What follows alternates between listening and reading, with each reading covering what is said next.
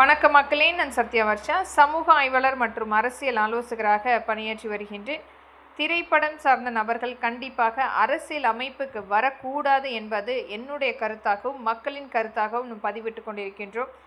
ஒவ்வொரு சமூகத்தை சார்ந்த மக்களுடைய நிலைப்பாடை எடுத்து சொல்லக்கூடிய இளைய சமுதாயம் வரப்பட வேண்டும். அவர்களுடைய அங்கீகாரமாக அவர்களுடைய மூதாதையர்களுடைய தொழில் சார்ந்தோ அல்லது அவர்களுடைய தொழில் சார்ந்தோ எடுத்துரைப்பதற்குரிய அங்கமாக வரும் பொழுது திரைப்படம் சார்ந்த நபர்கள் கண்டிப்பாக ஒரு முகம் தெரிந்தவர், அனைவருக்குமே ஒரு விளம்பரத்துக்குரிய ஒரு நபராக இருக்கும் பட்சத்தில் அந்த சாதாரணமாக வரக்கூடிய விவசாயத்துறை சார்ந்தோ அல்லது நெசவாளி மக்களுடைய துறை சார்ந்தோ வரக்கூடிய நபர்களுடைய நிலைப்பாடு நிராகரிக்கப்பட்டு ஒரு திரைப்படம் சார்ந்த நபர்கள் மட்டுமே அங்கீகரிக்கப்பட்டு நம்மளுடைய அரசியல் அமைப்பில் மிக பெரிய ஒரு வெற்றிகரமான சூழ்நிலை அமைக்கப்பட்டு வருகின்றது. இது மாற்றப்பட வேண்டும். அனைத்து மக்களுக்கும் சமமாக கிடைக்கக்கூடிய சட்ட திருத்தங்களை கொண்டு வரப்பட வேண்டும்.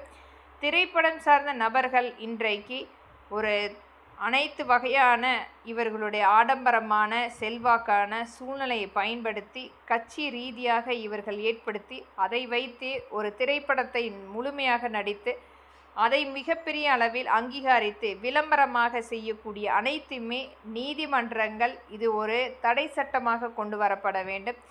இனி வரும் காலங்களில் திரைப்படம் சார்ந்த நபர்களை முழுமையாக நிராகரிக்கப்பட வேண்டும். இது ஜனநாயகத்தினுடைய ஒரு மிகப்பெரிய ஒரு அங்கீகாரமாக, நம் மக்களுடைய அனைவருக்குரிய அங்கீகாரமாக இந்த அனைத்துமே சட்ட திருத்தமாக கொண்டு வரப்பட வேண்டும். இது ஒரு சாதாரணமான கூலி தொழிலாளி மக்களுடைய வாழ்வாதாரத்தை எடுத்து சொல்லக்கூடிய அல்லது விவசாயம் சார்ந்த மக்களுடைய சமூகத்தை சார்ந்த வரக்கூடிய நபர்களுக்குரிய உரிமை இங்கு பறிக்கப்பட்டு கொண்டிருக்கின்றது. ஒரு பணக்கார வர்க்கம் அல்லது ஒரு தனிநபர் ஆதிக்கமாக மட்டுமே அரசியல் அமைப்பு இன்றைக்கும் நகர்ந்து கொண்டிருக்கின்றது.